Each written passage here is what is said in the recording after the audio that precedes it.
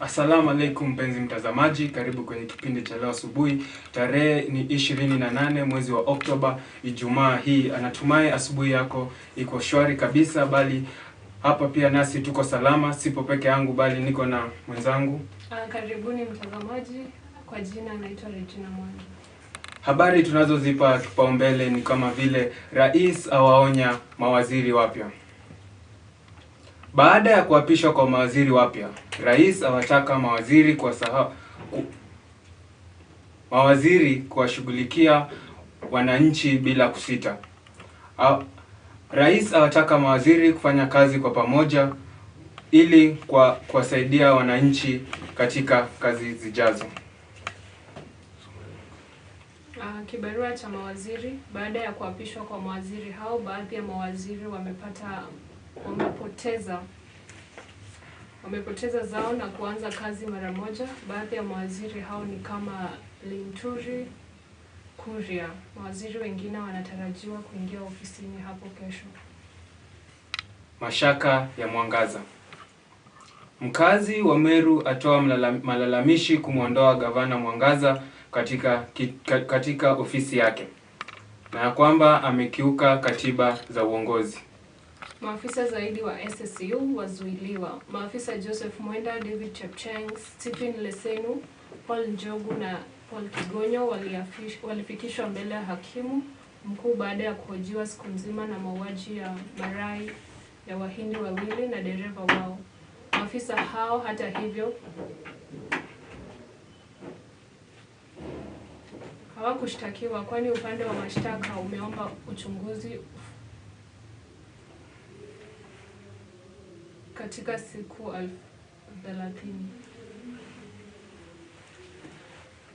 30. Hasara. Katika habari za kusitikisha, kule Keses mjini Eldoret, zinasemekana ya kwamba mwanamume mmoja ameripotiwa kumuua mwanamke aliyedaiwa kuwa mke wake. Alimdunga visu mara kadhaa, baadaye kujirusha katika kisima. Hasara. Habari za kusitikisha. Mzigo wa mkato. Wakenya itabidi wagharimike zaidi kuchangia katika kumsaidia rais kutimiza manifesto yake. Rais Ruto pia ataka CDF kurejeshwa, mkato mpya kuongeza manukato ya NSSF. Mchango kuongezwa kwa 6%. Wakenya wanaopata mshahara wa shilingi 50,000 wanatakiwa kuchangia 5,000 kila mwezi, huku wale wanaopata mshahara wa 100,000 wanatarajiwa kuchangia 6,000. Vile kama unapata mshahara wa 1,250, kuwa tayari kulipa NSSF 15,000. Dunia na mambo yake. Mzee azikwa akiwa amekatika katika kijiji kimoja kule Kolomoni. Mazishi ya mzee Moses Amalasi aliaga dunia akiwa na miaka 91. Kulingana na wazee, sio kila mtu kuzikwa namna hiyo, ambayo kulingana na hiyo ni hadhi juu.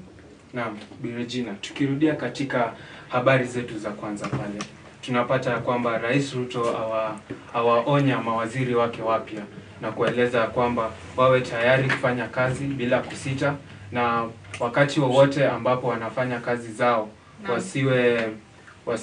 wasiwe na utatanishi wowote, kwa sababu wakilegea kazini atapambana nao vilivyo.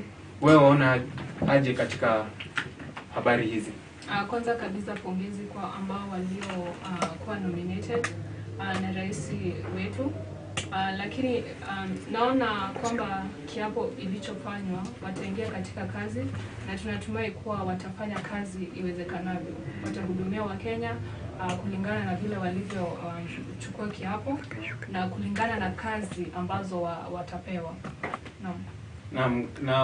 Na mtazamaji, kama unavyosikia pale kutoka kwa Bi Regina, ametueleza kwamba amewapongeza wale mawaziri wote ambao wameingia kwenye kinyang'anyiro hiki, na anaomba kwamba watie fora katika kazi zao na wawe tayari kuwasaidia Wakenya kwa jumla.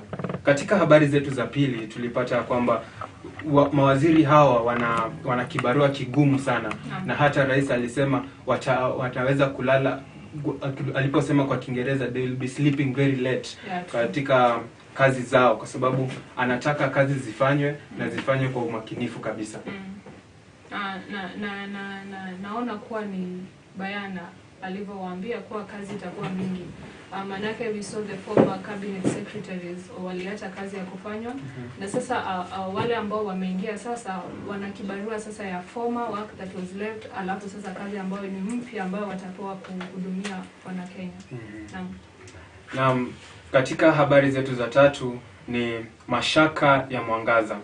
Tunapata kwamba kuna mkazi mmoja kule Meru ataka Mwangaza ajitoe katika kiti chake cha ofisi, sababu inasemekana amekuwa akitumia kiti chake vibaya, na kwa vile tunajua kwamba alimpa mume wake cheo pale katika ofisi yake na haitakikani vile.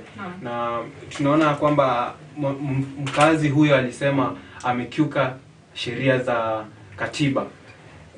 Wakubaliana na mkazi huyu kusema kwamba Mwangaza ajitoe katika ofisi yake? Nakubaliana, manake niliposema juzi katika uchambuzi wa Daily Nation, nilisema kwamba the MCAs we had seen them walikuwa wanasema kwa muda kiasi, kwa muda utakaokuja the governor will be impeached because huyu governor hawaeki katika mjadiliano wa vile watakavyofanya kazi ya county. You know, she's not involving the MCAs, she's not involving the people who are supposed to work with. Kwa hivyo tunaona kuwa Governor Mwangaza anafanya kazi kulingana na maoni yake na wili yake. Hataki kufanya kazi kulingana na the rule of the people and the rule of the county. So naona kuwa mkazi alichosema inafaa, because hata mimi ningeulizwa ningesema Governor Mwangaza anafaa kukuwa impeached. Kwa sababu kutoka ingie katika ofisi yako na kiburi mingi, hataki kuhusisha wengine katika kazi, anafanya kulingana na vile anajisikia na haifai. Naam. Kama wewe ni mkazi wa Meru, je, ungekubaliana na mkazi huyo? Unaona kwamba Mwangaza ameamua kwamba hataki kuongoza jinsi ambavyo wakazi wanataka, na inasemekana amekiuka sheria za katiba jinsi ya kuongoza kaunti yake. Naam, katika habari za tano ambazo tumezipa kipaumbele siku ya leo ni hasara, ambapo pale tunaelekea sehemu za Keses mjini Eldoret, ambapo tunaona kwamba mwanaume wa miaka 30 alimuua mwanamke aliyesemekana walikuwa wapenzi wa miaka 40, ambapo inasemekana mwanaume huyo aliuza shamba na alikuwa ameuza shamba hizo ili ampeleke mwanamke huyo ili waanzishe vyumba vya burudani kule Keses, lakini mwanamke huyo akatoroka na pesa zake, na kutokana na mzozogo huo ilisemekana kwamba mwanaume huyo alienda akamdunga visu mara kadhaa, kisha mwanaume huyo akaenda akajirusha ndani ya kisima. Wachukuliaje kuhusu habari hizi? Kwa maoni yangu naona kuwa kweli ni hasara. Manake kulikuwa na mzozano wa shamba, na badala ya huyu mwanaume kudeal nayo vile inafaa, alienda akamdunga kisu. So we see now there is a loss of lives for two people, ambayo sasa ni hasara. Watu wawili washakwenda, naonelea kuwa sasa katika huu mzozano huyu mwenye shamba angeenda tu ripoti hii kesi, iendelezwe vizuri. Huyu naye kama atapatwa akiwa mshukiwa, then I get a sentence. Instead now of killing this person and then killing himself. Tunaona kwamba mwanaume alikuwa na miaka midogo sana kushinda mwanamke, kwa sababu mwanaume alikuwa na miaka 30 bali mwanamke alikuwa na miaka 40, na wanasema walikuwa wapenzi. Je, wafikiria kweli lilikuwa penzi ama lilikuwa mambo ya biashara peke yake? Hatuna habari za kutosha. You know, we cannot judge from what we are being told, lakini naonelea maybe ilikuwa mapenzi. Manake sioni vile unaweza ua mtu alikuwa mpenzi wako kwa sababu ya shamba. But we have seen formally people kill each other because of family matters, mashamba hivi. Inaweza kuwa walikuwa wapenzi, hatujui. Na mtupe usia wako mpenzi mtazamaji, utueleze waonaje kuhusu habari hizi ambazo mwanaume huyu wa miaka 30 alimuua mpenzi wake wa miaka 40. Habari tulizozipa pia kipaumbele siku hii ya leo ni kuhusu mzigo wa mkato, ambapo Rais William Ruto amesisitiza kwamba itabidi watu kuchangia pesa zaidi ili kutimiza manifesto yake, ambapo alisema kwamba kama kwa Kiingereza, if you are earning 50,000 you have to pay 5,000 per month. If you are paying 100,000 you have to pay 6,000 per month, and if you are earning 250,000 you have to pay approximately 10,000. And na hii imewapa sana wa Kenya kusema kwamba rais alipoingia alikuwa amesema kwamba yeye mwenyewe atashughulikia mwenyewe kuhusu kuboresha maisha ya watu, hata pesa zitarudi vizuri. Lakini sasa tunaona kwamba amesema kwamba itabidi tena Wakenya waendelee kutoa pesa zaidi ili ushuru zaidi ili kuboresha manifesto yake. Wachangiana na mambo yenye ambayo Uhuru mwenyewe Rais alisema. Kwanza kabisa naona kuwa rais kuambia wananchi walipe maybe 10%, kwa sababu vile naona ni kama alichukua 10% of the salary wananchi watakuwa wanapata. Naona kwamba anawafinyilia, manake angeiweka kwa ambao wako serikalini, manake wanapata mshahara mkubwa. But you cannot tell a common mwananchi to give 10% of what they are earning na hujui mahitaji yao. I think that is oppressing Kenyans, because the same Kenyans ndio watalipa ushuru, tax, and then sasa wanaongezewa ingine ya 10%. I think hii story ya 10% kwa salary angeiweka kwa wanasiasa, you know, the MPs, the governors, because they really get a lot of money in month. Alisema kwamba wale ambao ni wadosi ambao wanaishi hadi za kijuu, hao ndio watakuwa wakilipa zaidi.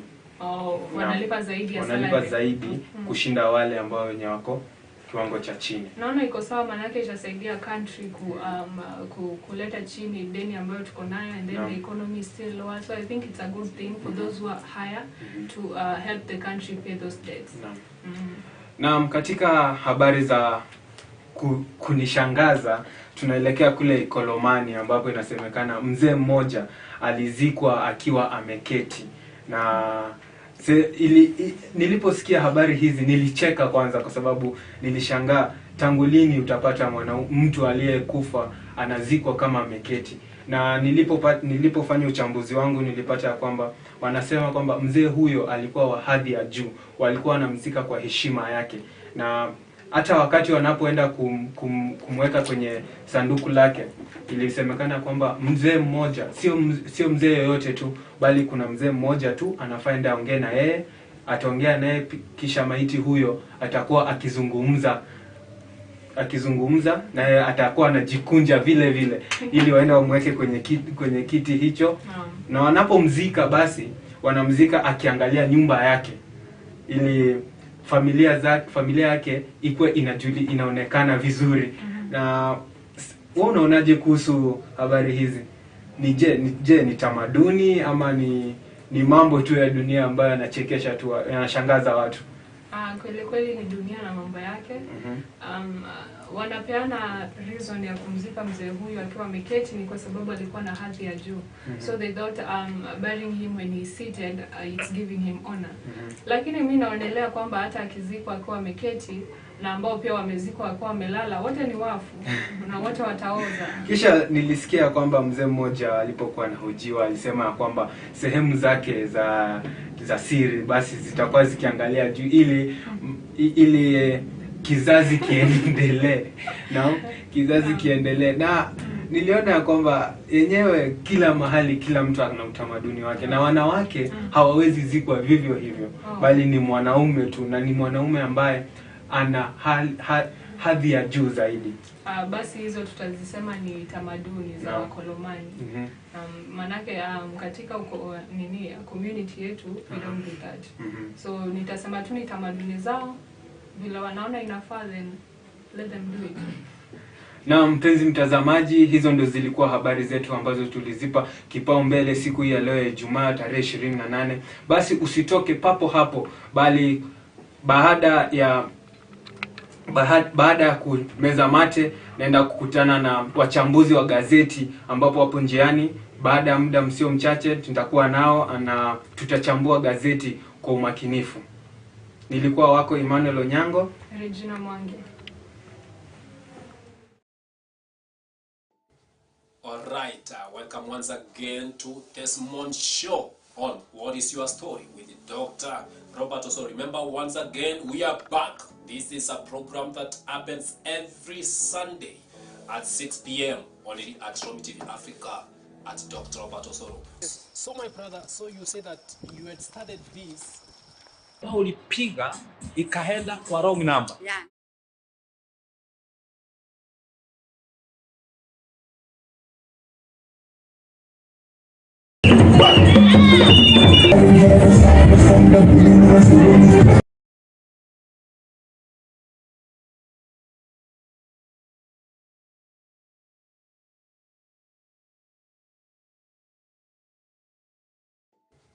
Alright, welcome once again to this month's show on What is Your Story with Dr.Robert. Also remember, once again, we are back. This is a program that happens every Sunday at 6 p.m. only at Romi TV Africa at Dr.Robert. Also. So my brother, so you say that you had started this. Ulipiga ikaenda kwa wrong number. Yeah.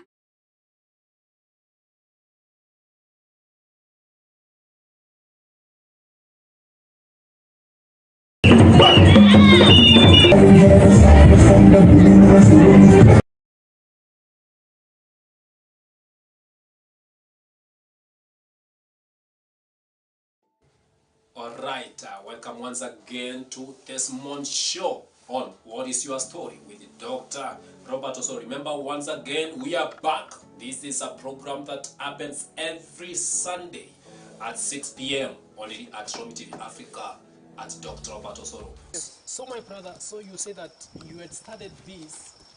Ulipiga ikaenda kwa wrong number. Yeah.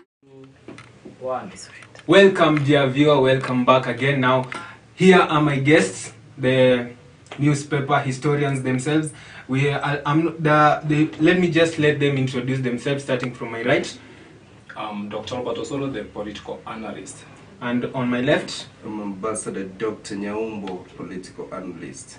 And on our first story, we turn our attention to the president, whereby yesterday we saw that the cabinet secretaries were already sworn in, and some of them even started work. And the president said that he does not want lazy people on their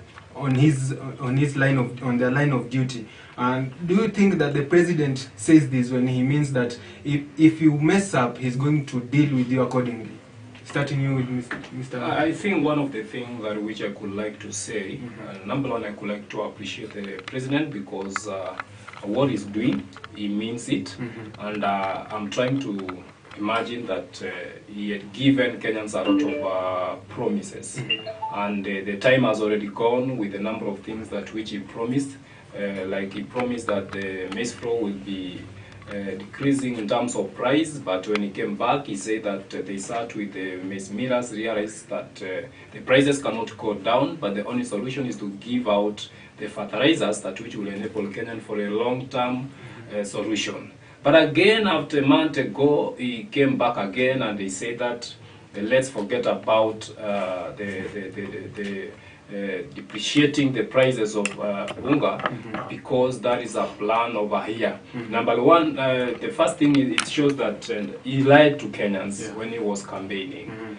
But and again, he seems to be a man that go means of his words. But now the action part is what we have not seen. As much as he promised and he said that one thing I would like to see from you as a cabinet secretary is work. But we saw even the last time when he was the deputy president, and that time people used to say that he had no power, he was the deputy president.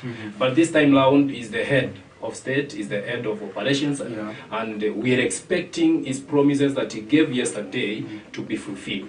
However, I believe that he will be serious this time round, and he will ensure that all the cabinet secretaries will fulfill and achieve whatever that they have promised to Kenyans. Yeah. Yes, Daktari, let me ask you this question. Well, Yeah, the president selected Mr.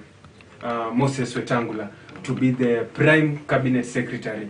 Do you think the position that he had given Mr. Musalia Mudavadi is to help him deal with the current cabinet secretaries, or is just a matter of loyalty to him for giving him votes during the time for political campaign?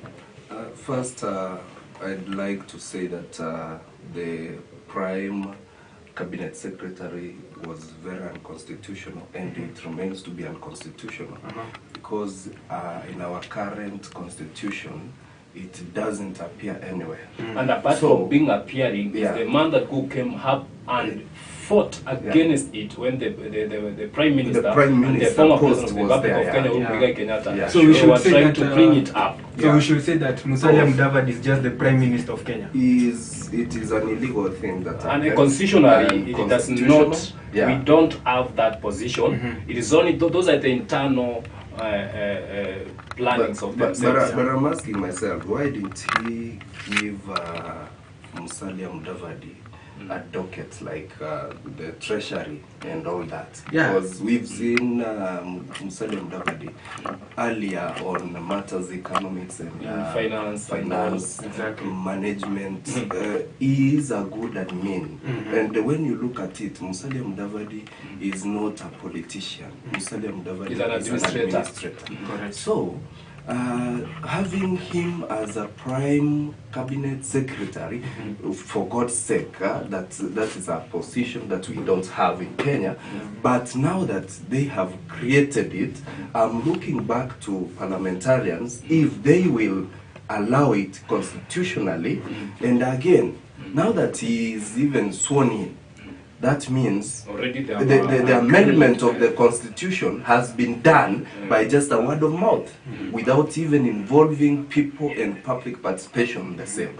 So now that it has, because they have numbers in parliament, and of course money talks. That is something that even if they take it to parliament so that they can amend that in the constitution, of course it will pass. Because you see, like when Marunza was rejected, but through parliament, they brought the name back. They brought the name back. That means if what they were doing before, it had no meaning. They could have even just as they were appointed, they could have been just. But again, we'd like to tell Kenyans that a constitution is not a piece of paper that you can just wake up in the morning and draft something, pass it the way you want. It has a process. It has to pass through a referendum. So now that this has come, I don't even understand where the people in parliament got the energy to even vet someone for a position that is not even exist. Let me cut you short. We are seeing a matter whereby we saw that there are some cabinet secretaries who had cases, and even before the vetting began, it was said that they are going to do a very serious vetting, and those who have cases cannot be allowed into the cabinet. But all of a sudden we see that all the 24 cabinet secretaries, no one has been rejected. For example, Malonza was said that she's not good enough for that particular work, but now we see her there. We saw that the members of parliament said that Aisha Jumwa and Thika Linturi were not supposed to be in that part, but all of a sudden we see them inside the cabinet secretaries and even started their work immediately. Is that a correct thing to do? When I look at that, I think we back to the Moi era, where the president could just do anything he feels. Now, the report could have come from parliament rejecting these people not to hold positions, because you understand that these people have a problem, these people have graft cases, these people are corrupt. But now that they are in the government, I think it's a way that the president is working, and his working is really difficult, because for a person like me, you can't convince me that the president is right in his working. The president is not right in his administration. The thing is that tumerudi kwa ile era kabisa ya Moi. Wakati ungepewa kazi na unaambiwa hata ukitoka tu kazini hivi unaambiwa we leta ufunguo, na driver wako anakuambia shuka chini, anaenda kubeba mtu mwingine kama minister. That one is what we see, because competency is key in every administrative post. Yeah. And also the process is very important, Yeah. because we cannot go back to the era of Moi, whereby things used to be worked in the corridors. Yeah. And we need things to be done in justice, kwa sababu tumeona mambo mingi kitendeka kwa njia ambayo sio ya haki. Kwa mfano, wakati rais alikuwa anateua au watu naita kama mawaziri, ingekuwa vyema, ndio nafahamu kwa au tunafahamu kwa aliweza kusema mara ya kwanza kwa atateua watu ambao walikuwa katika upinzani.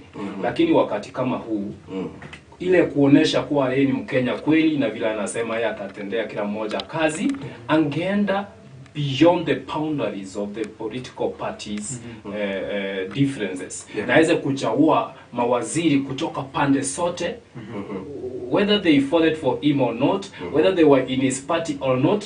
Hii ingeonesha kuwa rais anamaanisha anayoyasema kuwa ameteua watu hata kutoka opposition side na wamekuwa mawaziri. Lakini tukiangalia watu wote aliofanya kuwateua ni watu ambao walikuwa katika Kenya Kwanza. Na hiyo ilikuwa hata mpango aliokuwa akiufanya wakati kesi ilikuwa katika kotini, ambao wa kununua hao wabunge, kununua ma-MCA, kununua magavana, ma-senators, kwa sababu alijua kuwa kwa sababu hata wewe ukijua ndio ameteuliwa kama rais, lazima ukae na yeye ndio azikuja kukuhujumu katika ile mipango yako. And because of that, he did what he could do to make sure that he has put all of them, to have the numbers in parliament, to have the numbers in Senate. And that's why when they were voting for the majority leader in parliament and in Senate, he knew that already he had put them. And starting from there, you will realize that there was a case in court that the opposition side, or the Azimio la Umoja, had majorities in parliament. But now, when we come practicality, the Kenya Kwanza had the majority, but constitutionally, they did not have, because there's an agreement they had signed. The team like Alfred Mutuan, his part and his affiliates, and the Amazon King. Now, physically they were in Kenya Kwanza, but constitutionally they were in the other party. But because he had the numbers and the money and everything, that's why he won. So, we are seeing that the coming days, or now Kenya is going to be governed. We are being taken back to 19's era of Moi. And that will make Kenyan to suffer more than they never thought. And many people are going to cry for Uhuru, who used to say that Uhuru had betrayed them and actually had not worked for them. But this is the time that they will remember him. I saw people who were wishing him a birthday on the other day, saying that we will keep remembering you. We thought that you were the bad person, but we have come to realize that you did well. That's what I can say. Well, that takes me back to the president's work and administration. That means that the president did what we call regional imbalance. For instance, when we look at some regions, kuna yale ambayo hakutimiza. Kwa mfano, alipokuwa anaenda on these economic forums, he could not even advocate for something. And when he has now gotten to power, he left the economic forums that he could have. And now, when we talk about the incompetence that you just mentioned, the president could have just looked at everything in a different perspective. This is now taking us back. This is now taking the country back. This is now bringing something that I can call the country is getting into a certain place that we don't even know. I don't have trust in my country. I don't have confidence in my president. So, do I stay in Kenya or I get out of Kenya? And I remember people could say, wakati Ruto atakuwa rais, tutatoka Kenya. naona nikiwa mmoja wao. Yes. Now let me cut you short. Dear viewers, you see that it's getting hot in here. Everyone is just looking forward to see what the cabinet secretaries are going to do at the moment. Talk to us, communicate to us to all social media pages, Twitter, Facebook, WhatsApp, and even on YouTube. And let me turn my attention when the president, during his first speech, when he was being sworn in, he said that the first job he's going to do is to take care of the situation whereby we have a lot of people looting money, the people who come to the government and steal and even ending up stealing money from the government. At the moment, we see that the cabinet secretaries, we have a cabinet secretary whereby he has a graft charge, but he ended up being inside the government. Do you think the president, when he was saying those words, did he mean it? Because we see now at the moment, we have one of them, the person who is supposed to take care of that situation of graft charges and even murder cases. He has not taken care of it. I'm thinking that what the president was saying, you know, is a man that is a man. I don't know whether I would say that he has done political science and psychology. That because you have come to learn that Kenyans don't need to hear what they are supposed to be told, but Kenyans want to hear what they need to hear. And once as politicians, because one time I was there when I was campaigning, I tried to campaign to be the member of parliament on my area. I was using the genuine ways, telling them that if you elect me, I will be doing this, I will be doing this, I will be doing this. But I realized that Kenyans needed to hear so that I can lie to them that if you elect me, my salary will be coming, this will be doing this. And that is what the president had used, because when he was campaigning, the first thing that which he was saying, he said that he is going to deal with the judiciary, he is going to deal with corruption, he is going to deal with the economy, among others. But starting from the first thing that he has already escaped, when he said that this government is going to be built by the common mwananchi, by the mama mboga, by the boda boda. But in this cabinet, we have not seen anybody. These guys go at boda boda. A number of them, some 5 years ago, 10 years ago, they were my students in the university. Some of them have degrees, have masters, as much as you see them riding the boda boda. Know that they have not gone to school. And that one does not mean that when they are riding boda boda, they cannot be able to represent us in the government or on the cabinet department. But we have not seen any, even the one that we saw, he went with them in IPC, the one that when he was in Nyayo Stadium, nobody has been appointed as the CS. That's number one. Number two, he promised that the youth are going to get the youth empowerment funds. But when he came up, he said that hakuna pesa ya bure. Hii pesa, hakuna, serikali gani itakupea pesa ya bure. Then after 2 days, he came back and said that this program is going to be initiated on December. But when he was actually campaigning, he had promised that immediately he gets to the seat, that's what he's going to work on. Okay. And another third thing that which he had promised is about unga, is about to make sure that the economy, we try to stabilize it. But we have seen that since he was elected, a number of things have been increasing in terms of price, like fuel. Some of us nowadays, we are not using our vehicles. We are actually using matatu because of the fuel. A number of things that which he promised have not worked. But one thing that which he did to ensure that has protected him is the judiciary, because the first thing, as he was sworn in, he went to State House and they appointed his own 6 judiciaries, judges. That means he defended himself from there, because the only way you can get him out is through court. Exactly. So I think the politicians, what they are doing is their personal gain. Because Mudavadi, I don't think whether it's Mama Mboga, when he was declaring his wealth is 4 billion. People like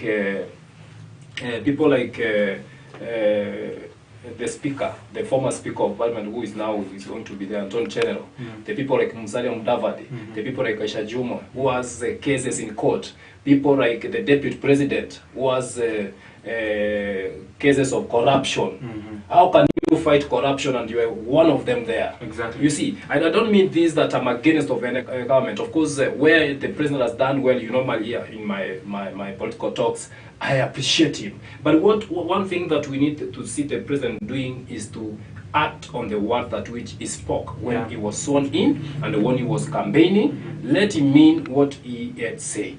Yeah. Now let me cut you short. Well, Doctor. yeah. I think at first I'd say that the president himself is corrupt. And if he gets this message, he should know that he is corrupt. Let's tell the government the reality. Let's talk it as it is. Because there is no way that you can allow people who have graft cases in your government or in your administration, if you don't follow the right legal channel. The thing that the president could have done is awarding the people or the lawyers onto competency. I have always seen the president in many cases, watu wanasema Ruto ni mwisi. Even the former president said, I can't hand over the government to mwizi. But again, against all odds, what happened is that the president had to transit power to him because the IBC made people to believe that he won the majority vote. And when I look at this, the president is not going to do what he is required to do.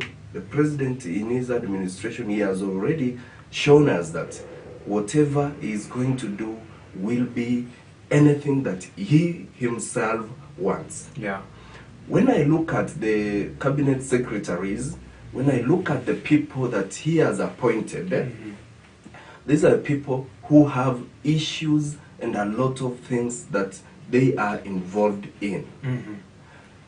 When someone corrupt is in the government, he will be defending corrupt leaders. There is no way that he's going to get out and say, this one was supposed to be done in this way, or this is the right way to work, when he himself knows that the people he has appointed are incompetent. Let the president come out, tell Kenyans that now the government that we are in is the government of looting. And the reason why he might have given these people the positions is because they need money for 2027's campaign. They need to lie to Kenyans that they are going to do better things as from 2027. Yeah. The same case that we saw Gachagua getting to the public, getting to the podium and telling Kenyans that we have inherited a dilapidated economy from the former president.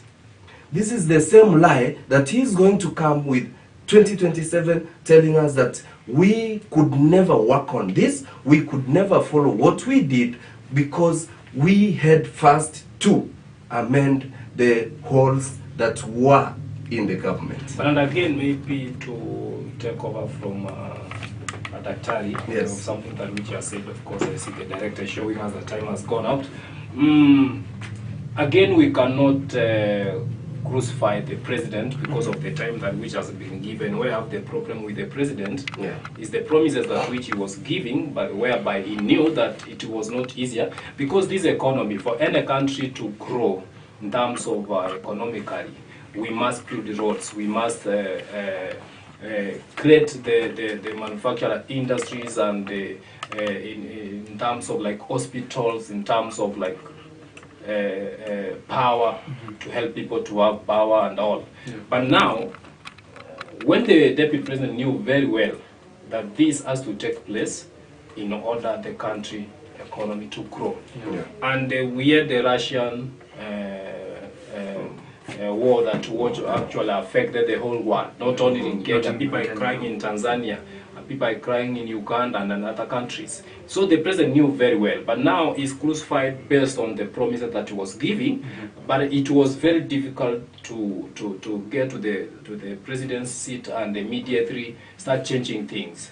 Like, for instance, lowering the prices of unga. This is something that has taken longer, because when you lower the prices of unga, you will imagine that the maize millers also, they need money to be paid. Yeah. That means you must pay them that whatever they need, so that to lower, and that is what the deputy president came out and said, that when they sat down and tried to negotiate with them, they realized that the money they were needed, they were more, that it's rather they use it in manufacturing industry in terms of like agricultural, so that they can have a long-term solution. And also we had another issue of the climate change that has happened almost for 5 years. Most of parts of the country, especially in East Africa and Kenya, have not been able to harvest well.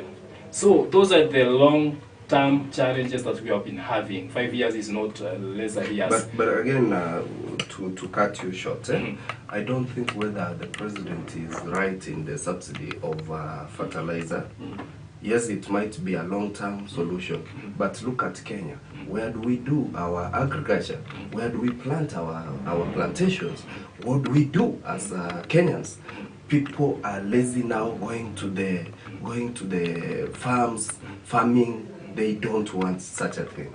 And again, in Kenya nowadays, when a country's population rises, you don't expect people to have food. You should invent other mechanisms, because the farms that these people could be using in farming, some of them have been used by these people, utilized in other activities.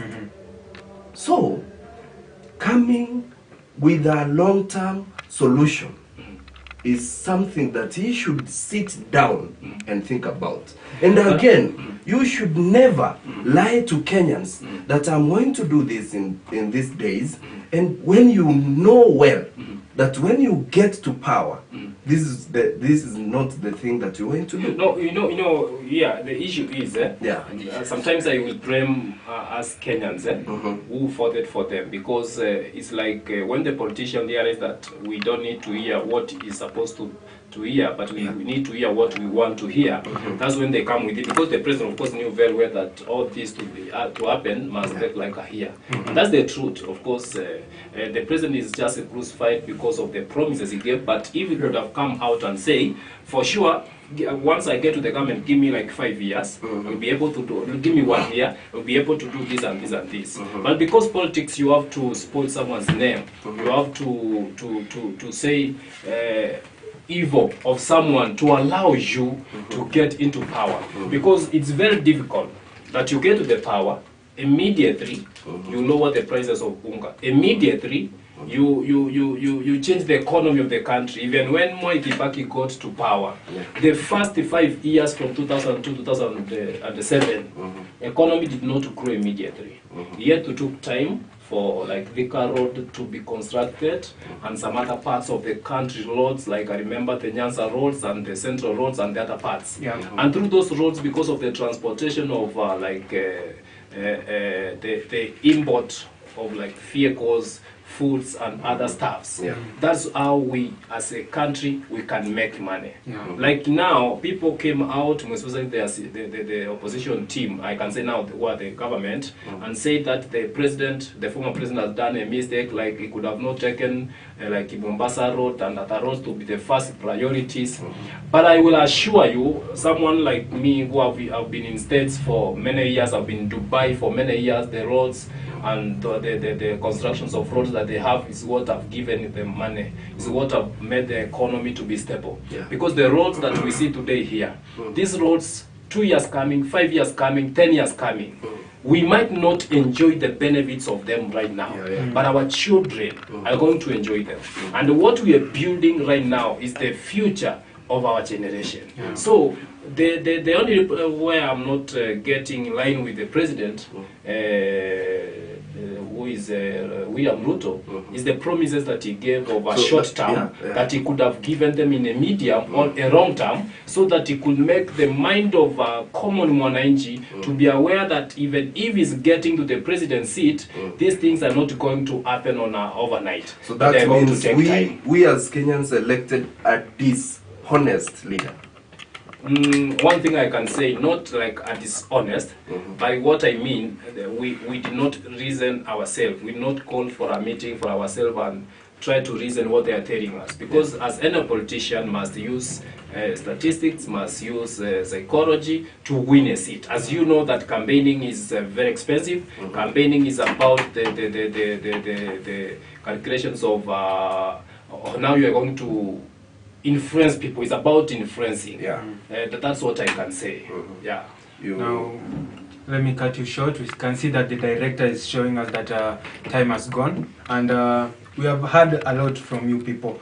Do you have any sentiment to say before we come to the end of the show? Okay, thank you so much, our host, and thank you so much for the opportunity that you've given me today to address the nation. So I'd want to tell Kenyans that this time we made a mistake as Kenyans. We needed a leader that who could say whatever that we wanted to hear. And again, we never took charge in the presidency. We never even believed in what we could want in the next few years. Now that this has happened, yes, Ruto is our president, we have to accept, and the country must grow. We don't have time to criticize him, but again, we should be telling him the reality.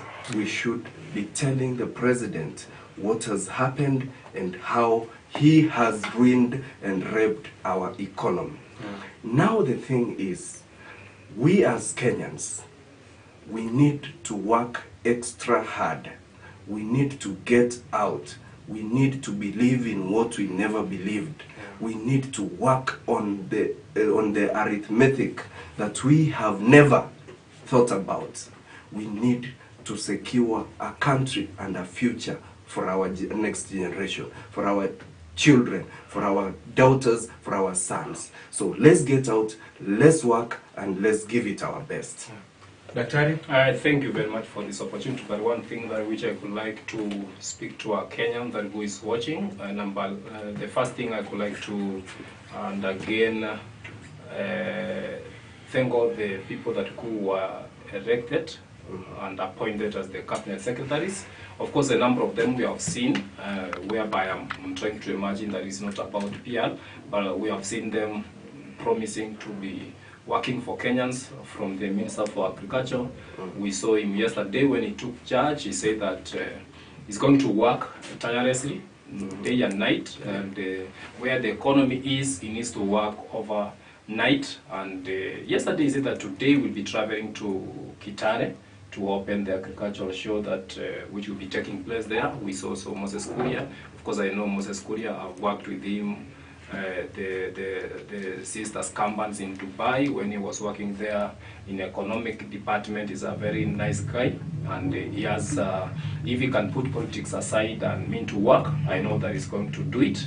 And again, we saw Papa Namwamba people saying that he was in that docket in the previous government, but he has the power, he has what it takes to ensure that our sports are not going to, in Kenya, not going to encounter what we encountered, like we saw one of our athletes missing a visa and even a flight and many things that which were happening. But because I know Papa Namwamba is a man that could like sports and is a man that could dedicate and he's a serious guy, by the way, when we leave the politics aside, I know that he's going to do it. So let's give these guys a chance and see them, let's give them a year. Of course, I know that when you get to a new office, many things are not in a position. And again, I want to tell Kenyans that we must move out as Kenyans, as an individual. Success is about individual, change is about an individual.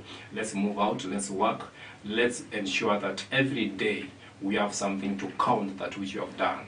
And again, to our president, I will say that let him also try to reason to this common mwananchi, this mama mboga, this boda that he promised that they will be in the government. But let's take more time to reason from them. He said he's an hustler number one. Let's him know that what the Kenyans are going through, and at the moment when we say that we're going to lower the prices of unga a year coming, I don't see it meaningful, because we can't leave our people to die. If there's something that you need to make Kenyans not to miss, is food. Because once you miss food, you will not have energy, you will not even have the next move on the next thing that you're going to do. You can also follow me on all my social media platforms at Dr.Robert Osoro. Thank you. Any social media handles? At Ambassador Dr. Nyaumbo, at Ambassador Nyaumbo, at Honorable Dr. Nyaumbo. Well, thank you so much, dear viewer, for giving us your time. This was Romy TV Africa. Make sure you subscribe to our channel at YouTube, Romy TV Africa, Twitter, Romy TV Africa, Facebook, and also talk to us via WhatsApp. I was your host, Emmanuel Onyango. Follow me on my social media pages, Instagram, OT_Eno, and on Twitter also, likewise, OT_Eno. That was our time. Thank you so much for, Thank you, sir. for this time. Thank you. Let's meet here next week, same time, same place. Alright, welcome once again to Desmond Show on What Is Your Story with Dr. Robert. Also remember, once again, we are back. This is a program that happens every Sunday at 6 p.m. only at Romy TV Africa at